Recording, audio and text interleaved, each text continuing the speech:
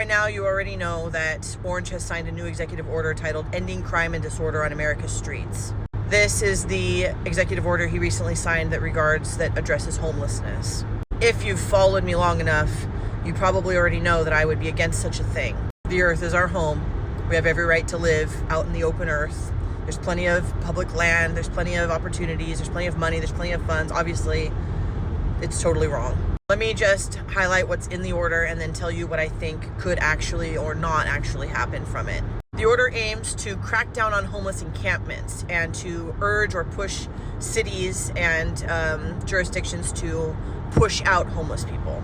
It aims to force the hospitalization of homeless people with mental illness or drug addiction. I think this is the most terrifying one. First of all, they've already started violating due process. So if there's no due process, how do you find out if someone is actually diagnosed with mental illness or drug addiction or what have you? How do you identify someone as actually legitimately homeless if there's no due process for them to provide any information? This would enable, this aims to enable the federal government to just grab anybody they want and lock them up in a mental institution.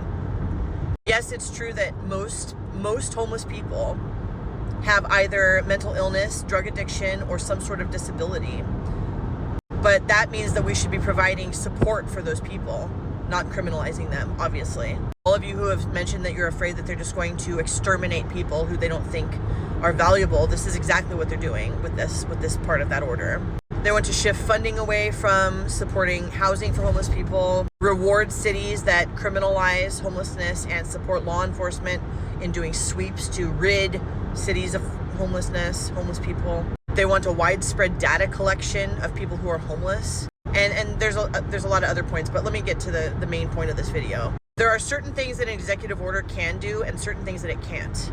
First of all, an executive order cannot change a law.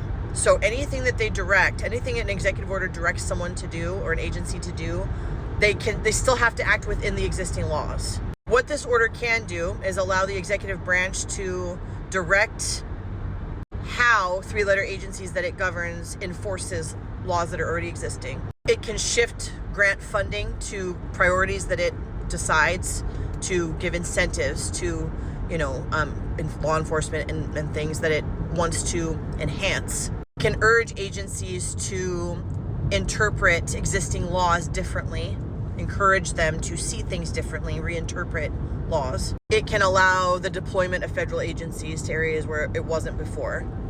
And most importantly, I think, is that it can push a narrative that will allow people who are orange in these agencies to interpret things differently and create this sense of idea of what homelessness is and how to target things and what we think about the nature of the issue.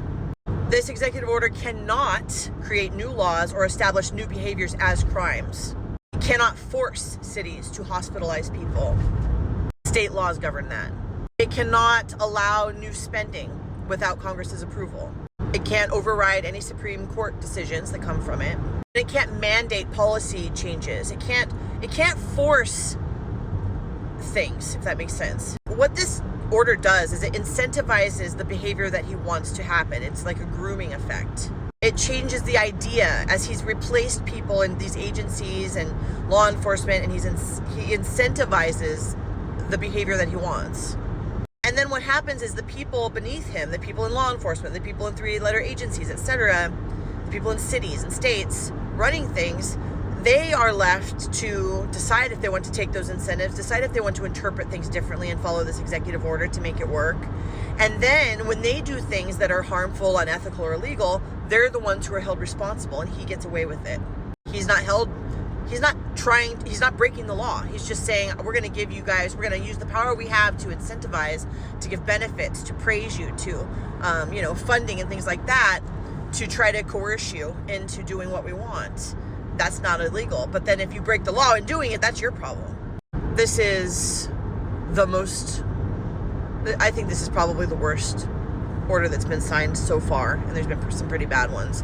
This aims to treat people with mental illness, drug addiction, disability, or just bad luck, or people who have been left by their spouse, or anything, like animals, to cage them, catch them, lock them up without due process, which you can only assume because they haven't been providing due process.